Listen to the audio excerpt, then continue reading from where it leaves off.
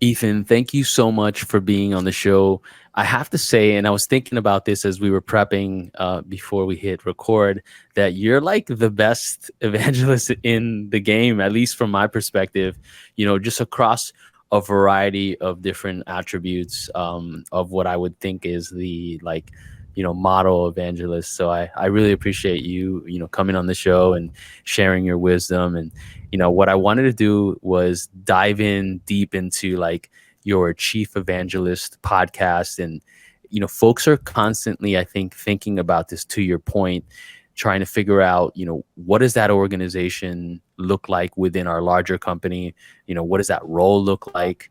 Do they sit within marketing? Like, I know it's a sort of a messy thing and folks are trying to kind of figure out. I think like there's certain organizations who have done it well and nailed it, but I think there's still a lot to learn. First of all, how are you? Man, I'm awesome. It's great to be back in conversation with you. I was super excited at the opportunity to have this recorded conversation with you too. And I appreciate the kind words off the top. I think being genuine, sincere, interested, motivated, and to have that sincere belief in what you're doing, what you're studying, what you're working on, what you're talking about, what you're trying to achieve. That's the kind of work that I'm attracted to. And that makes it easy to evangelize the work that you're doing and the work of the people around you.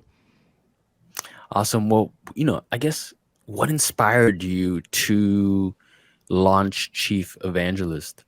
Cool. Yeah. So podcast started it last fall. I'm about 34 episodes in. Because it's totally a side project that I'm doing in the mornings and nights and weekends.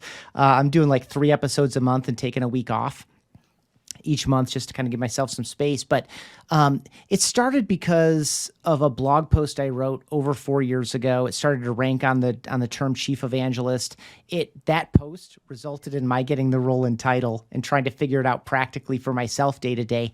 But it also brought a lot of people to me over the past 4 years who are, they're in the role or they're thinking about joining a company in that role, or they're a leader trying to decide whether or not to create that role. So I was having all of these conversations anyway.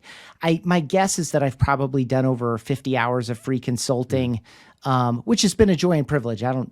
I just throw in free to say that, like, I just like talking about it. And it's interesting to me. And so at a certain point I was asking a friend of mine, like, would you pay for this, or would your company pay for this if there's like a off the shelf kind of a thing that was like, this is about what it can look like. And then we work together with whoever else in your organization cares to dial in a super helpful function that helps you, your organization, in the market at the state that it's in right now. And he was like, I don't know, but the one thing you can definitely do is bring us all together and we can hang out once a month. So I started doing that. And then a buddy of mine is who I've been friends with for years. In fact, we met he invited me onto his podcast. And so we've just stayed in touch over the years. And he was like, you're the guy. This could be a hot topic. I think it's a real thing. I think it's super interesting. You would be great at it. You should do this show. I was like, okay. So, I started doing the show, and it has been super interesting. I ask everyone straight off the top, what is the most important job of an evangelist or a chief evangelist? And you get a range of things. I certainly ask about the activity areas and the zones. Certainly you mentioned, like, are they housed in marketing? Very often, and most often they are. Although there are expressions of the role that are more internally focused. Like, that's one of the 2 poles. Like, is this role going to be more internally focused toward the team? That's typically in a larger company that's the case. Or is it more externally? That's typically like kind of, leading edge or bleeding edge technology, newer stuff. People don't even know that they have the problem that you're solving in a lot of cases. And so, that orientation is a thing. Is it more pre-sale or post-sale oriented? Are you more focused on teaching, engaging, firing up the customer base for engagement, retention, et cetera? That might be more housed in CS, but it's still very often housed out of marketing. Or is it pre-sale? And that's the most common one, by the way. And it's because it's so difficult. Attribution in general, and I'm sure this comes up on a lot of episodes of this show. Attribution is really hard. What should we be doing more of? What can we afford not to do as much of? It's really hard to know because there are 28 touch points that lead to the sale. they're not in the sequence that you want them to be, you have no idea how to weight them because it's different for her than it was for him, than it was for them. And we just know that when we make ourselves available, when we help people, when we do good discovery and diagnosis, perhaps even prescription, sometimes even outside the context of a buyer's journey per se, I'm air quoting, like, it's just, you're engaging with people out in a community, bringing it to a one-to-one setting, all these different ways that we connect and communicate.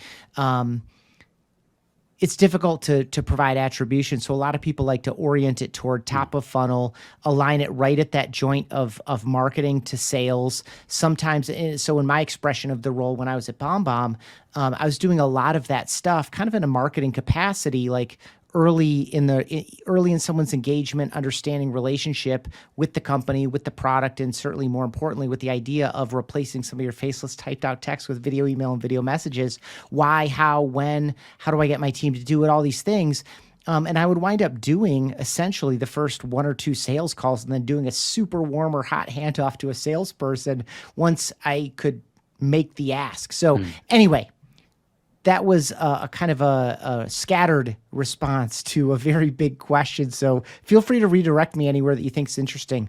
Yeah, there are a couple points there. And, the attribution piece, I think there's certain organizations, at least in my experience, that will get excited about it early on. And when everything's good and they just raised, gazillion bucks and stuff, they'll start to invest in risky things that are maybe not traditional within demand gen, and focus.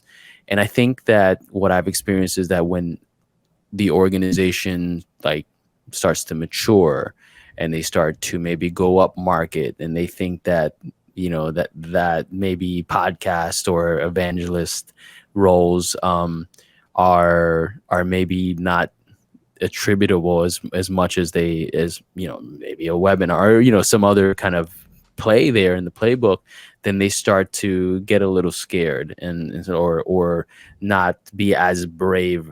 And in my opinion, I'd argue that the evangelist role, the content that's created, should be interweaved in that whole strategy. Now, there's going to be stuff that there's been this whole category of dark social, right? The last couple years doing stuff on LinkedIn. And that's really just a function of, not being able to pull analytics, right, from these actual social networks, which makes a lot of sense. And I know there's this whole movement now for, around owned media. So you can get a little more, there's that Audience Plus, Anthony and those folks are doing that quite well, right? But I think, this attribution piece, we just can't live in a 100% linear world. That's just not life. That's just not reality. The consumer market has known this forever, right? I mean, how many spokespeople have we seen? Tom Brady's not an expert at the Gatorade that, whatever that he's, representing. And so I think for the folks out there who are listening, what comes to mind to me is that this chief evangelist is an in-house expert that really helps develop a voice of the brand, create content, create community, all these pieces, but also can tee up other stakeholders within the business to have these conversations, right? So for me, I think maybe the fact that it's so sort of cross-functional, or it should be, in my opinion, that people tend to kind of not understand where it fits. What would be your take on kind of those points I made? All very fair. I'll give you two big takes here. One of them will be two stories about attribution and why it's at some level just a waste of time to even try. And maybe some ways that people are attempting it. And then the other side of it is this idea of all the different cross-functional elements to it. So I have, in this capacity, and so have so many other folks that I've talked with, worked across marketing, sales, CS, product, executive leadership, senior leadership. And you're this kind of free agent within the organization that can operate across all of these, trying to make all the connection points. And the idea is being liberated outside of day-to-day operations, where you're not tasking me with, all the normal things that say a CMO would be, right? You are generally, it's an individual contributor, unless you're in a much bigger organization. There's a whole evangelist team concept that a number of companies have pursued. And certainly all the name brands like an Amazon, a Microsoft, et cetera, have multiple evangelists, Google. And I'll use that as my bridge into the attribution piece. So my two go-tos when anyone's like, are you sure? Like, you sure we can't just track this? Like, yeah, there are things you can do, but keep these two stories in mind. One, Dan Steinman and Nick Mehta at Gainsight, two very respected people in the SaaS industry. They accomplished a ton together and with the other folks in the Gainsight team. And so when Dan tried to leave, because he was like, he had built the CS org, it was like, I'm not really an operator at this scale. I think I've done my best work here. Someone else is going to shepherd this better into the future. Nick, it's time for me to go. Nick says, no, you can't go, because I know that every time you get in front of people, our company gains value.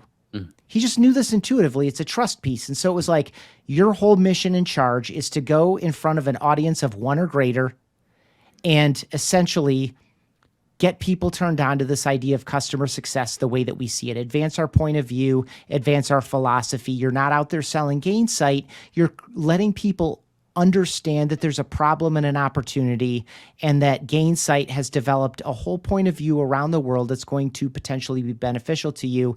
And it's a way to have a conversation that's a precursor to a sales conversation, which is necessary. It's going to happen in the sales process anyway, or you're going to hope that it's happening out there in dark social and other places, or you can charge someone with facilitating it. So Nick did. And because, of course, they're a very mature organization, and they were at that time, they put together all of these activity measures and then tried to correlate it to some of the outcomes that they were seeing. So they spent about 6-8 months doing this. What are the activities to measure? Let's measure them all diligently. Let's run some analysis and see if we can correlate these activities to outcomes. And the two of them both realized that it was a waste of both of their times. It's a waste of time to try to organize this information. It's a waste of time to correlate it. It doesn't tell us anything. It doesn't tell us to do something that we're not already thinking about doing, and it doesn't tell us to stop doing something that we are doing. Like, use your wisdom, use your instinct, leverage your relationships. You know who you should be talking to. Get in front of as many people as possible. Separate story, Kevin Hartman. When I lined up my interview with him on Chief Evangelist, he was the Chief Analytics Evangelist at Google. By the time it came to record, he was the former Chief Analytics Evangelist at Google. He taught at Northeastern University, University of Chicago, University of Illinois, Urbana-Champaign, Notre Dame University, where he's now a full professor. He was doing all this adjunct work. He wrote a book on marketing analytics. He was the Avenger on the Google Avengers team, where they each had their own specialty. And so when a Nestle flies executives into Mountain View and they want the big deep dive, they want the latest trends, they want to know if they're, I don't know how big their spend with Google was, but assume that it's in, 7 figures at least. Part of the whole process is to bring these evangelists in to do, reveals and suggestions and analysis and presentations, latest trends, point of view, like research pieces. Here's this new technology. Here's our position piece on it. I'm going to talk it through and what it means for you all. And so he's part of this, I call them the Avengers because they each had their specialty, and his was analytics.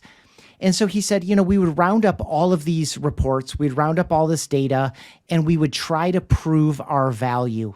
And the best we could ever do is give evidence. We could never provide proof. And that theme comes up in these conversations as well. The search to attribute revenue directly to this role on a very consistent basis is evidence. It's never proof. And so if you're looking for proof to say, well, here's the facts. I put $1 in, I get $1.72 out. Let's do this. It just doesn't work that way. This is human to human. It's messy. It's about light bulb moments. It's about creating some awareness and awakening. I'll give you another one. And I picked this up from Dan Steinman. I've interviewed him twice on this topic. And this is just top of mind. If you're innovating, you must be evangelizing. That's their thesis, his thesis. Innovation could be the simple, better mousetrap. You're solving a known problem in a new and different way, and you're doing so being driven by a unique point of view about the world that sees the current solutions as problematic in some way, and you're evangelizing the problem, not the product. Okay? The other form of innovation is you're solving a problem that people don't even know they have. And that's what I was doing at BombBomb is no one's thinking about the negative consequences of entrusting their most important and valuable information to faceless typed out text, where you're trying to build trust, you're trying to build rapport, you're trying to add nuance, emotion, gratitude, sincerity, guidance. You're trying to break complexity down into simple, easy to understand things. This is all done better human to human, but we can't always do it synchronously. So a video message allows you to do it asynchronously. People aren't thinking about this. So unless I'm going out into the world as an evangelist on behalf of the company to say, hey, did you ever stop and think about, hey, have you ever seen a situation like this? You know, you're creating metaphors and analogies. You're trying to relate to where they are today to introduce the idea that there's a problem they don't know exists. In any case, in both of those scenarios, you're evangelizing the problem, not the product. And so anyway, so that's the deal. You're out there. You are in dark social. You are perhaps on stages. You are perhaps on one-on-one calls with prospects, pre-prospect. Or I've had CSMs bring me in. Hey, we've got this account. Their activity is low. You know, we're about 6 weeks out from a renewal. I know that it's late, but could you come in? Could you spend some time with me to strategize what we should bring to that team and that company? And so, I was engaging pre-sale and post-sale. I've written 2 books on the topic, guested on and hosted hundreds and hundreds of podcast episodes. There are a lot of channels and different ways it can be expressed, but it's all this idea that there is a human embodying the ideas, the best practices, the voice of the customer, the mission, the values, the purpose, someone bringing this to life in a way that every other human can relate to. Did everyone that interacted with me like me personally or say, gosh, that's a good dude? No, I'm not no one is everyone's style, but this idea that there's a human there that I can attach these ideas to, that there's a human that I can engage, and we all know this, like personal branding in general, like whether you hate the term or love the term, this idea that you're a person, not just a plug into a brand, and that someone knows who they can reach out to. That's why dark social exists. I'm not ready to go into the system that brand X has set up for me to download the guide. It's all fluff. Now I'm getting text messages and phone calls and emails. I'm getting hit up on LinkedIn by SDRs and all the other games that we know being played. The idea that there's a human out there in market, available, provoking conversation, responding, adapting flexibly as humans do, just very naturally. It's just a super powerful and interesting thing that more and more companies are implementing, because we know that the more digital the experience gets, the more thoughtful we need to be about inserting human-to-human moments at the right spots. And where are those right spots? That's to be decided. But I think if you can afford, and I think you can, to liberate someone to work across the market within the organization to advance your most important ideas, I think it's a winning play.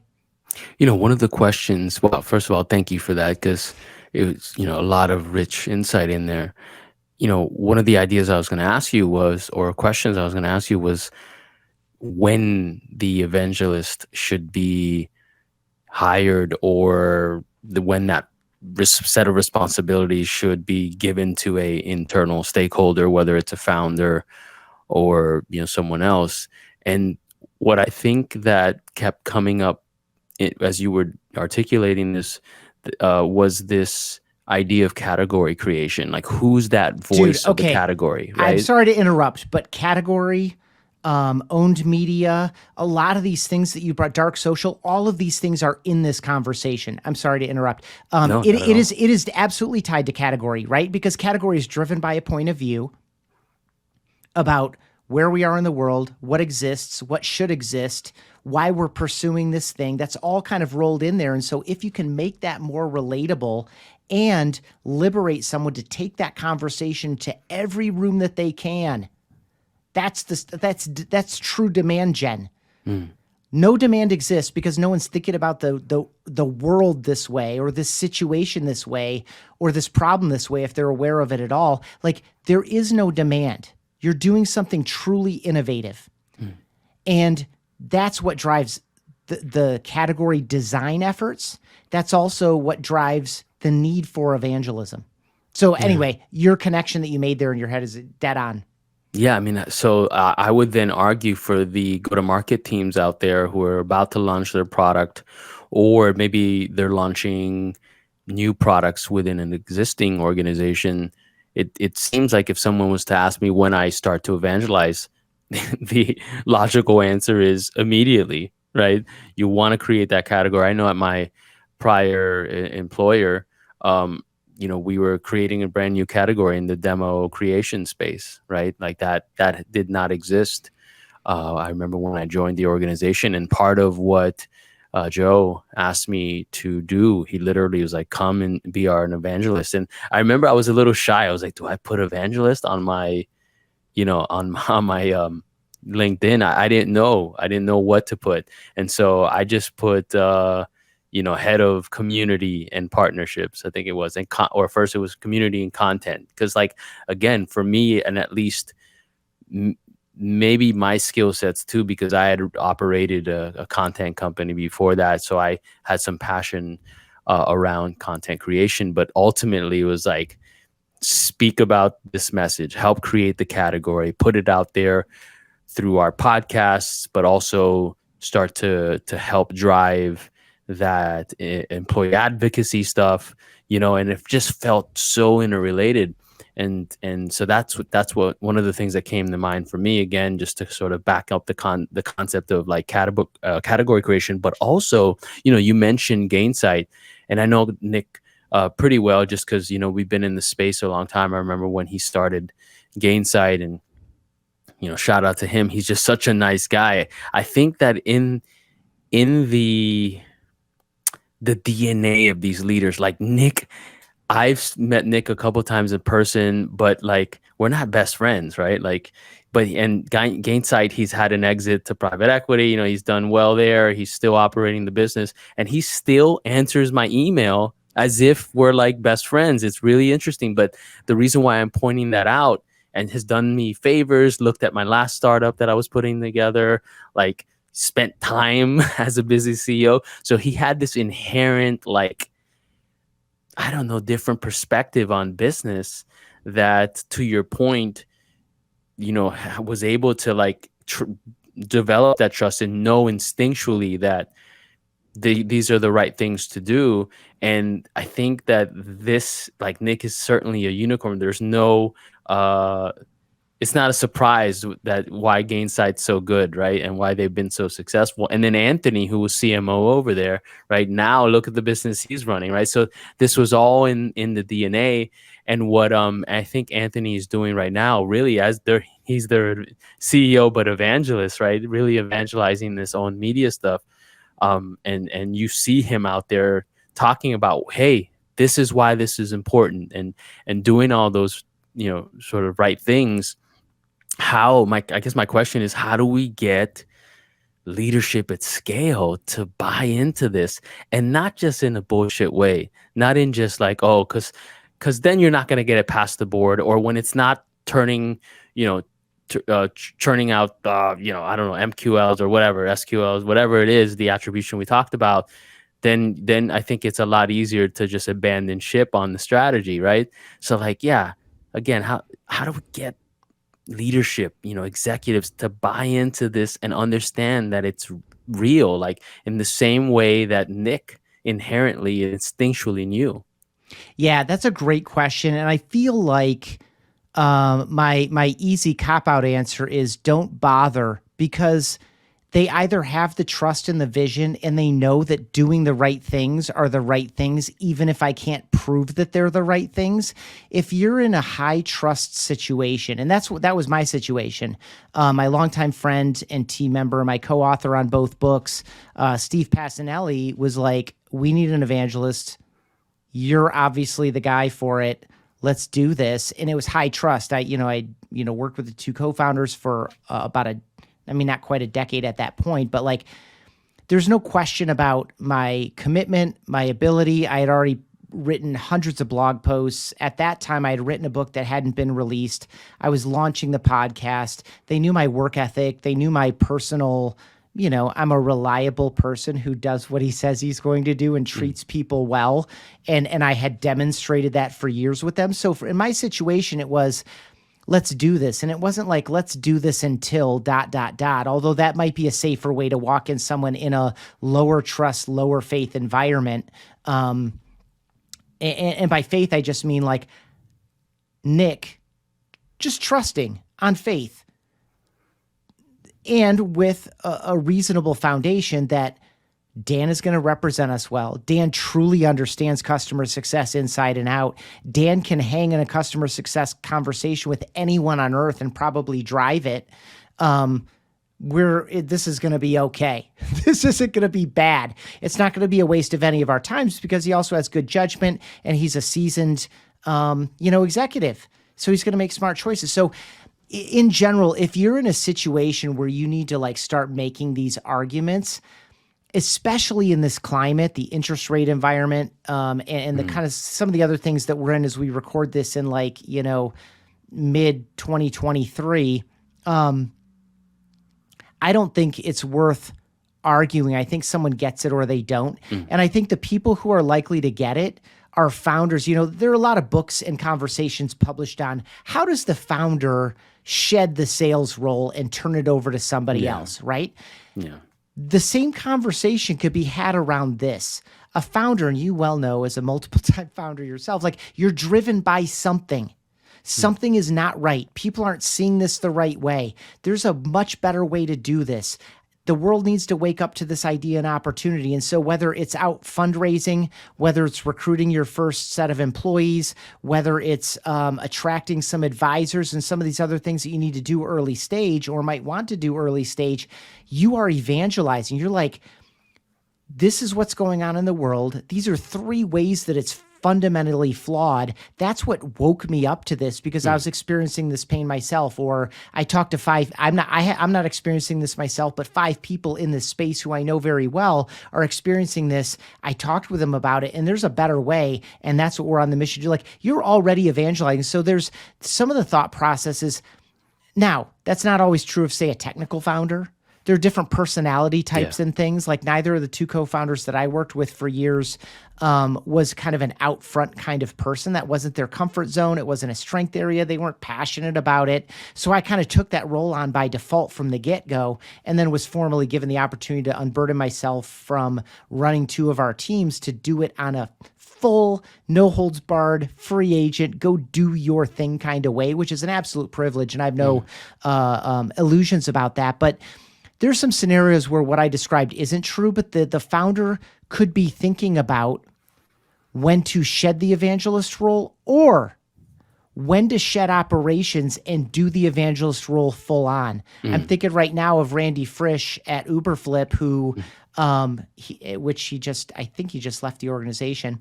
But when he stopped being CMO, he was a co-founder. He took on CMO and some other functions, and his other co-founder took on some other stuff. He shed CMO, left day-to-day operations, and went into this evangelist role. So it happens for different people at different points. So he went this way of, instead of assigning evangelism to somebody, he took that on himself because it was the next right step. So there are a lot of different ways to look. It can look. Last thing I'll share here, because I know we've gone much longer than your standard format, although I love it, so I'll go as long as you want. Absolutely. But most of these people I'm talking with and have talked with over the years around this theme and topic of an evangelist role, whether it's product evangelist, whether it's technology evangelist, whether it's chief evangelist, the role is bespoke. I only have one story in the 34 episodes I've released as we record this conversation. Only one of those stories is a company that posted a job for an evangelist. Now, that company was smart enough. It's a company called Huntress. They're doing cybersecurity tool sets for SMBs, which is a major, major need in the market. Everyone's focused on enterprise with regard to this stuff. These people, because of automation and AI, SMBs are insanely vulnerable, especially as you get into the small S of SMB. Yeah. Because now you can attack everyone everywhere all at once because it's all automated and intelligent at this point. So like, who's going to step up on their behalf? That's what Huntress is doing. They need to advance the story and mission. They waited 2 years until they found Chris Cochran, who was running a media company called Hacker Valley Media. So he was already super connected in the industry, already producing a ton of content, knew his stuff inside and out, had done cybersecurity work in the military. He had done this type of work at Netflix and a bunch of other, like, super accomplished dude and like the perfect fit. He had been an operator. He's a true subject matter expert, super connected in the industry. And I love that they had the patience to wait to find him, but that's the less likely story. The more likely story is a founder or a CEO or somebody else hears. I've heard that VC firms are now telling portfolio CEOs, start thinking about this. I've heard that story twice now. So no matter where you're getting turned on to the idea, you probably already know the person. They could be a customer of yours. That's the case of Mark Gillum at Enable. Mark Gillum was a CFO and an accountant. He happened to use this software of a platform called Enable, and at a certain point, they recruited him into the company to be their evangelist, to be kin and peer and guide to all of his other fellow CFOs and accountants that needed this software, right? So it might be a customer. It might be a longtime employee like me who had been there from very early. And that was the story of the 4 guys I interviewed in my first set of interviews. Sangram Vajre, co-founder.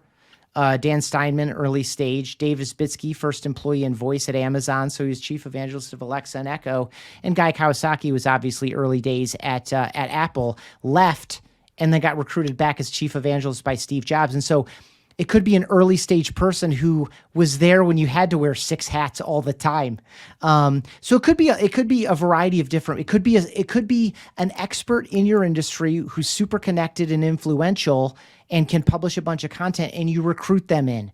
Now there you're leveraging their brand and their network to expand your own. So there are a number of different ways to do it, but very often the role is bespoke, and it's driven by the opportunity of the moment and the person that's in front of you. And that person could be any of these people who might be in front of you, as some of the examples I provided. So the idea of getting someone to say, we need to invest in this, that's not the route. Yeah. It's the idea of what are the needs. And by the way, just a lot of people struggle with the title, as you did with your LinkedIn profile. Do I really want to wear that title? We talk about that sometimes. It's usually a playful part of the conversations in the podcast.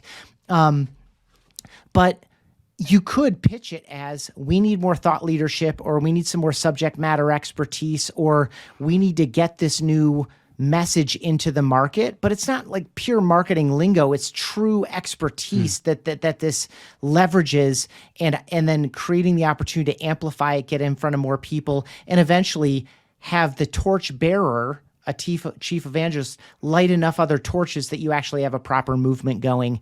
And those people could be your customers. They could be prospects. They could be partners. They could be anyone in your ecosystem. The goal is to light up as many people as possible, to advance your point of view about the world, to understand the problem and the opportunity in the way that you see it, in order to create legitimate demand. Yeah. Well, just to speak to the title thing, I remember part of what I was apprehensive about was not wanting to, frankly, be or have a title that maybe might trigger one of the egos on the leadership team. That I remember that. I've heard that story too, is like, well, if this person's the face of the company, what does that mean for me? It's like, well, they're not the face. I have interviewed Amir Rod at 6 Sense. And I won't get into how he landed in 6 Sense as an evangelist, but he was like, I'm like the 4th face of this company. I'm like, so it doesn't have to be that either. It's not the face, right? Yeah. It's not a spokesmodel position. It's an expert position who happens to have a high degree of availability and visibility in order to have more conversations. Yeah. Yeah. And I think that it takes a mature leadership team to understand that too, right? Because unfortunately, we're still humans, and egos, mess with us all the time. I was talking to a guy named Phil Johnson, who I came across his work on LinkedIn, and he's all about, the best way I would describe him is that he was all about like bringing mindfulness to the workplace. He sounded like Eckhart Tolle. Like literally, I was like, this stuff that, and I have him on one of the shows. I haven't published it yet, but I remember going, I have the power of now back here in around this area here. And I literally was like, that sounds like Eckhart Tolle's, like, you know, the effect that a big ego would have on humans and conflict, etc. And sure enough, I looked behind him, and he had the power of now, I think it was the power of now, but an Eckhart Tolle book, because I know he's got a couple. And so, just something to consider for folks out there. And I think, like, as we move into the future and we want to be more human, we have to consider, like, how do we actually treat people, employees, customers. There's this whole movement that I've been observing around being customer first, but what does that actually mean, right? And people, I think I saw something called people first growth or something like that. It was like, so, I think there's this idea, but to actually do that authentically, I think, like, leaders out there, that C-suite, the founders, have to be a bit self-reflective, at least that's what comes up for me. Yeah, and just to double up on that, I've hosted I'm done recording new interviews for it, but I've hosted 273 episodes of the Customer Experience podcast, and it did not take very long for employee experience to emerge as a primary theme, two sides of the same coin. And so just to plus up exactly what you said and to give it some very specific, simple language, yes, there's the mechanical side to both customer experience and employee experience, all the touch points kind of in a sequence, and then some if-then stuff to manage it. Like, you need to design the journey in an idealized way, and then you need to design the service blueprint underneath it to make sure you're structured to deliver on all the things you aspire to. That's the mechanical side of both of those. If for employee experience, it's recruiting, interviewing, selecting, hiring, onboarding, coaching, training, development, compensation changes, promotion, et cetera. It's the same thing. You can draw it out mechanically. And I like Jocko Vanderkooi's and Winning by Design's bow tie funnel for both of those, like to illustrate both of those. But ultimately, I know this sounds pretty weak to some people, but like ultimately, the experience is how you make people feel. What is the emotional resonance? Those feelings drive thoughts. Those thoughts drive words, actions, and decisions. And so, like, the way we make people feel with our human touch points, our analog touch points, our digital touch points, and all these other things across, again, that journey, the mechanical side of it, what that leaves them with in terms of emotional resonance is the experience. It's totally intangible, but that is our only differentiator going forward. And I want every, GTM oriented person to at least give that some consideration. Customers are in control. I think we can all accept that. The barrier to entry in most markets, especially in SaaS, are nil. Two people can start something amazing tomorrow. And product parity is ever present. I mean, if you launch or advance something, even if it's like a service delivery innovation, I'll go to something super physical. Let's just say it's a car dealership, and if you buy cars from them, not only do you get this amazing discount on the annual service package, but they will drive to your house, get your car, or drive to your office, get your car, bring it back themselves, do the stuff, and then take it back to where it was parked the first time. You don't even have to bring it in, right? Product parity says, well, and this might take longer. In a technology environment, it might take months at best, hours at worst for a competitor to knock off your new feature or whatever.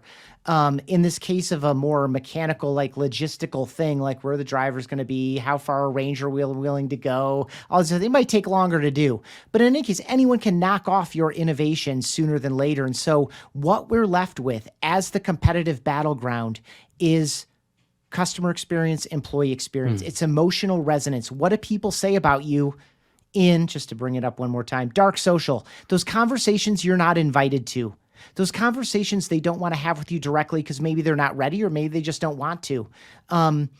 what are people saying based on what they're left to feel? And so that is the competitive battleground. And what you said, I believe 100%. And I spent a lot of time having these conversations, primarily with sales, marketing, and customer success leaders inside SaaS companies. Awesome.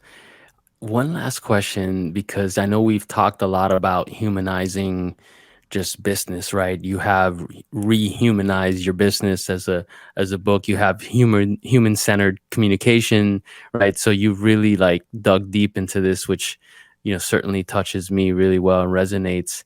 In the world of AI, right? Like it's in many ways it's like the opposite, right? So we have this like on one side the AI, which is like I don't want to say anti-human, but you know somewhat, right? Like it's using computers and data, et cetera, and this, I don't even know what it is yet, but to do business and to automate things and et cetera, et cetera. We've seen lower levels of this with like chatbots and so on. And then on the other side, I just keep seeing this real emphasis on going back to our roots with humanity, right? Like working from home the last couple of years at scale globally has really surfaced a lot of stuff. For me, I can't wait to get outside of the house most days, right? Last night I was at a networking event. I hadn't been so happy to be at a networking event ever, like, because I sort of took them for granted. So, on one side, it's again, this thirst for human stuff. On the other side, you have this trend that doesn't seem to be stopping anytime soon. And then, again, there's a lot of very bizarre and existential concerns around that, which maybe is a conversation for another day. But at its core, as it relates to our function, how do we do this now? Like, how are we going to actually rehumanize, add that human element in a world that's moving in that non-human direction? Yeah, I'll offer a few different takes on that. One, almost every best answer among, let's just say, a set of imperfect answers, the best answers are typically both and, right? It's not this either or. Is this channel dead? Is that thing dead? Should I do this or that? It's usually like it's in the middle. And so it's human with machine, machine with human, right? And so in a customer experience context, it's let the machine do all the things that the machine can do well. And if the human on the other side interacting with it gets frustrated or confused, give them an off-ramp so they can connect with someone by phone or live chat or whatever the case may be, right? So it's both and I know it's like kind of trite and easy to say, but it's like, how do we deploy this technology within our organizations or wherever else we're deploying it in a way that helps people do what people do better, right? And so one of my favorite books of the past couple of years was written by a guy named Dr. Roland Rust, who's at University of Maryland, and it's The Feeling Economy. And I forget what the subtitle is, but it's something like, I might get the subtitle wrong because I don't have it in front of me, but it's how artificial intelligence is driving the empathy era or something like that, right? So it's the feeling economy. This idea that, machines and automation took a lot of the physical labor away, so we became this like knowledge economy or whatever. A lot of those jobs are now being or threatened by or being partially taken over by, or there are going to be fewer seats available because machines are doing so much of the work. However we cut this, it's taking away a lot more jobs. Or the need for some of these jobs, or the need for as many people to perform this job or to get that outcome. And so in that scenario, we need to be very clear within ourselves before we let anyone go, before we thin it out. We need to think about what are humans best at and where are humans needed? How can the technology allow them to do more of that work more often and better, right? So, and then the other thing I'll say on the kind of cautionary side is, there's a lot of software out there right now that will give you an analysis of a recorded call, let's say, right? And right now, and this will change, I know this will change, but right now, so much of that stuff is based on the transcript. But what is the transcript missing? It's missing two big things in my experience. One is what wasn't said that should have been, could have been, would have been. They had the opportunity to say it. You asked it, but they dodged it. The transcript has no sense of that whatsoever. So when you get the bullet point summary, completely blind to that. The other thing that it's missing is how something was said. And yes, I know that there's, algorithms on these words are super positive, these words are super negative, these words are associated with confusion. And I know that all of that is getting better as well. But in the meantime, a human being does both of those things very, very naturally. You take a mental note subconsciously, automatically about like, oh, he took that in an angle that I didn't expect it to go, because I asked him straight up point blank and he kind of jumped straight to the side, dodged it, and moved forward in a different direction. Or like, she said that and she said it with a twinge of anger or frustration or uncertainty, right? Like ended with a little bit of an up and like, I don't know. Right? These are things that we do as human beings automatically. And I don't know how far we are away from machines doing it well enough that humans with high stakes, let's just talk business. Let's talk 7 figures, 8 figures, 9 figures, big decisions, let's say, or even small ones, things that affect your personal reputation. That has a high value if you can't quantify it, right?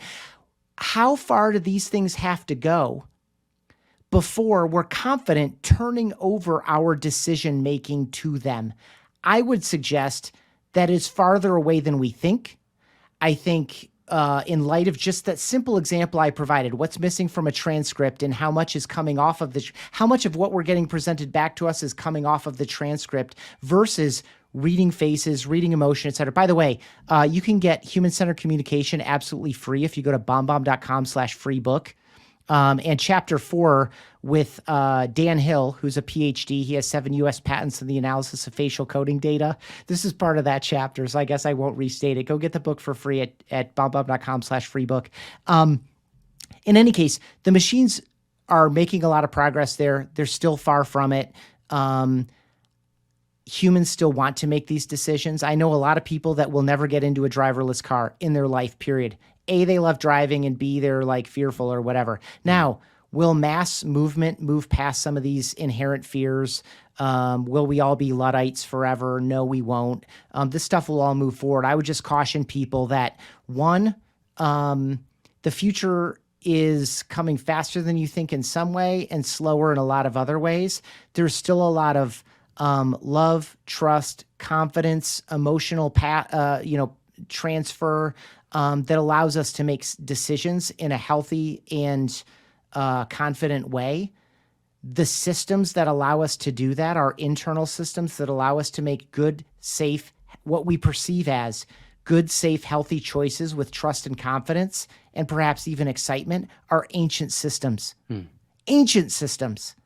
And that's what we rely on every single day. And I think we'll rely on them longer and differently than a lot of people who are evangelizing the newest tech, and then you start getting into hype cycle at this point too. It's like, where's the overpromise?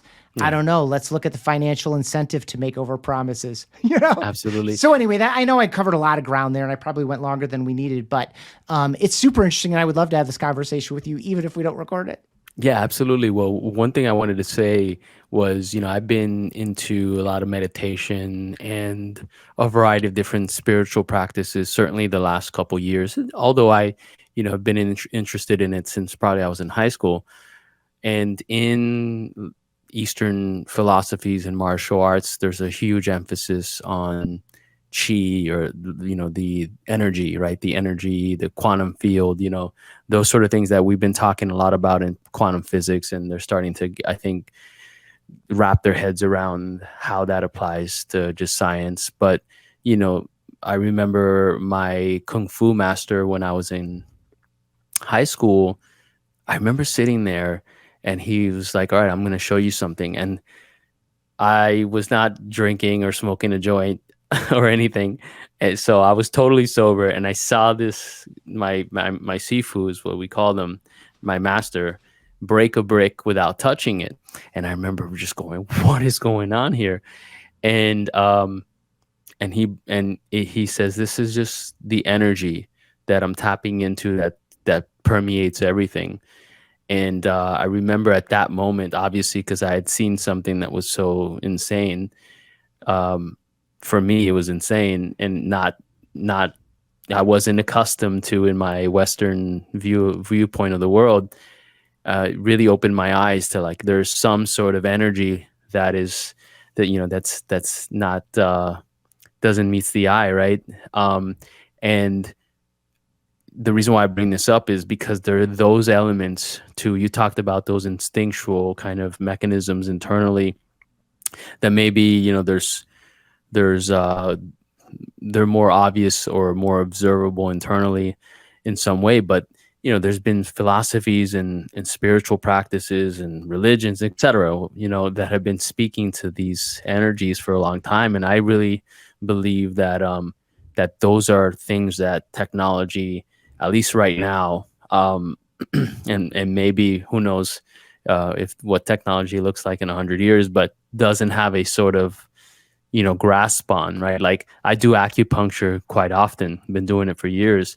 And what my acupuncturist tells me is all about energy and energy flow and these sort of things, and things that we cannot see. But you know what? Over time, you start to feel them. In any case, it's probably a conversation for another day. But those things, the energy transfer within two human beings in an interaction, is still something that our choruses and gongs, etc., are very far from gauging. So I know we don't talk a lot about that stuff in the professional setting, but in my experience, it's really real. One example is you walk into a room, right, and you'll just feel something, and you'll look over, and you'll see someone staring at you, right? How do you explain that, right? Well, there's a subtle energy that there's this conscious energy, again, that quantum physics is really diving into these days. But yeah, I'm really excited to return in many ways to our humanity and leverage, to your point, leverage technology for the good, of course. So I'm excited about the future. Yeah, me too. It's I can catch myself in lower spots where I'm not as excited when I think about, like, will it be smarter than us? I mean, at present, most organizations are still suffering with data hygiene. Yeah. Right. And so you're taking the output from data that you don't like isn't even like, there's so this, like, what is right? What is good? What can I trust? That's still very much driven by the people around a circumstance or a situation. Everyone should be manipulating, whether it's for content production or any other means. Every output from one of these machines needs to have a human engagement on it for judgment. Is this the right thing, et cetera? And then beyond that, I mean, until we become purely cold calculating things, whatever that is, that this energy and this transfer of emotion is very, very real. I don't know about you, but I know I have made decisions, some of them, high value or high stakes decisions, based on the person, not necessarily on the specs. And I'm using specs broadly here. It's not this rational decision. I know that I'm just kind of treading here on familiar ground, but like, that's very, very real. And to your point, we don't understand it. I mean, we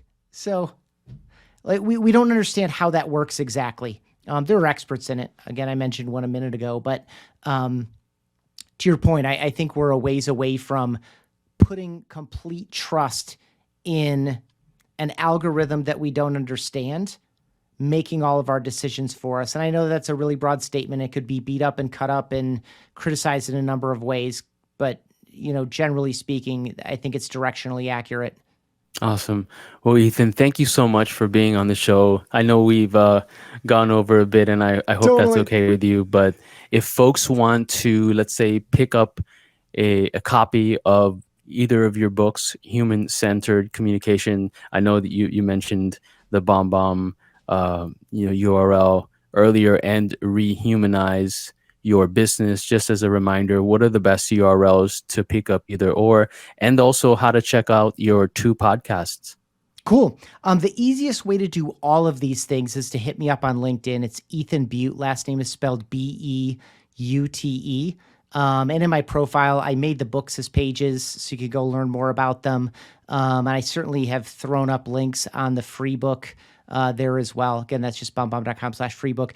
We did that book with Fast Company Press, and we own all the intellectual property to it. And so at its 1-year anniversary after it became a Wall Street Journal bestseller, we enhanced the digital copy ourselves and just made it free because ideas should be free. Rehumanize Wiley owns, and so you'd have to buy that one. But you can get all that stuff at linkedin.com/in/Ethan Beute, Beute. Awesome.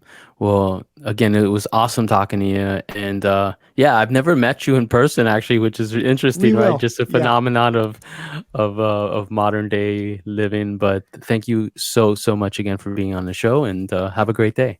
Thank you so much. You too.